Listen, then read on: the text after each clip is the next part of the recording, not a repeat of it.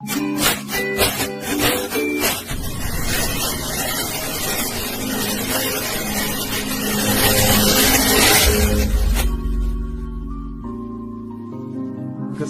di dalam bisnis lebih sering datang kepada orang yang berani bertindak. Semoga yang nonton video ini dilancarkan rezekinya. Assalamualaikum warahmatullahi wabarakatuh. Selamat datang di DB Channel, Sobat DB. Pada pertemuan kita kali ini, saya ajak Sobat DB untuk berbincang sejenak tentang bahaya yang harus dihindari oleh seorang pebisnis kalau ingin bisnisnya lancar. Apa itu Sobat DB?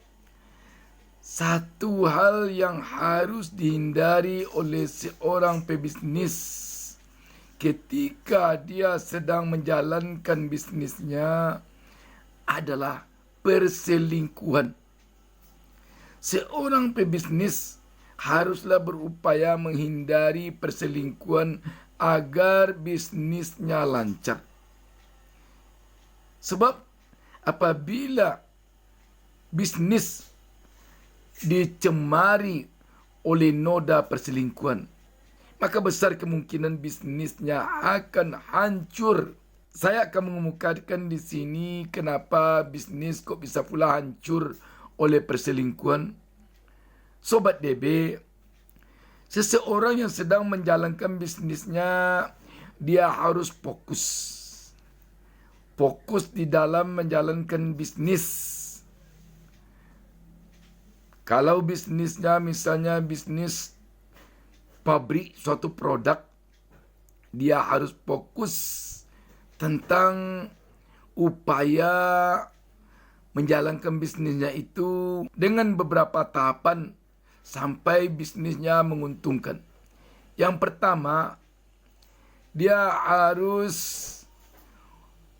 benar-benar mampu menjalankan bisnis dengan memperhatikan efisien dan efektif. Efisien artinya bagaimana agar bisnis dijalankan dengan sehemat mungkin pengeluaran. Itulah yang namanya efisien. Efektif, seorang pebisnis pabrik misalnya harus mampu menjalankan bisnisnya dengan benar-benar bisa memanfaatkan segala sumber daya yang ada. Itulah yang dimaksud dengan efektif. Setelah itu harus fokus pada peningkatan kualitas dan kuantitas produk. Kualitas produk artinya mutu produk harus diperhatikan. Kuantitas produk maksudnya jumlah produk, banyaknya produk perlu menjadi perhatian. Selanjutnya, pemasaran. Seorang pebisnis harus fokus dengan pemasaran. Sehebat apapun produk, sebanyak apapun produk, tetapi kalau tidak mampu memasarkannya, maka semuanya akan sia-sia. Untuk semua itu tadi, satu hal yang sangat diperlukan adalah perhatian penuh, sungguh-sungguh, fokus, serius kepada bisnis yang sedang dijalankan. Apa kaitannya dengan selingkuh yang kita bicarakan di awal pembicaraan kita ini tadi? Seseorang yang sudah dimabuk asmara, yang otaknya sudah diwarnai oleh perselingkuhan, dia tidak akan bisa fokus. Dia tidak akan segan-segan menghamburkan uangnya, walaupun uang itu berupa modal usaha, untuk keperluan perselingkuhan. Mungkin untuk membiayai pacar, atau untuk menyewa hotel di sini, menyewa hotel di sana, di dalam memenuhi kebutuhan dia berselingkuh. Kita mungkin masih ingat, belum lama ini Ketua KPU Indonesia yang sampai-sampai membiayai pacarnya dari Belanda ke Indonesia, menyewakan apartemen di Indonesia. Untung saja dia tidak seorang pebisnis. Kalau seorang pebisnis, bayangkan berapa biaya yang akan dihabiskannya untuk membiayai perselingkuhannya itu. Sobat DB, kembali kita kepada persoalan ini. Jadi, kalau sudah dibumbui, sudah diwarnai bisnis dengan perselingkuhan, maka bisnisnya akan hancur. Oh, saya tidak berselingkuh. Saya hanya menikah siri saja. Menikah secara sembunyi-sembunyi. Kan tidak berzina, saya kan tidak berdosa. Ketahuilah, pernikahan siri itu pada umumnya tidak diketahui oleh istri pertama. Itu namanya menipu istri, mengecoh istri.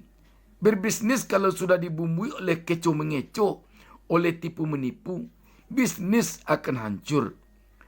Oh, saya tahu istri saya, dia yang nyuruh saya menikah lagi. Itu hanya alasan saja oleh laki-laki untuk dia bisa menikah lagi.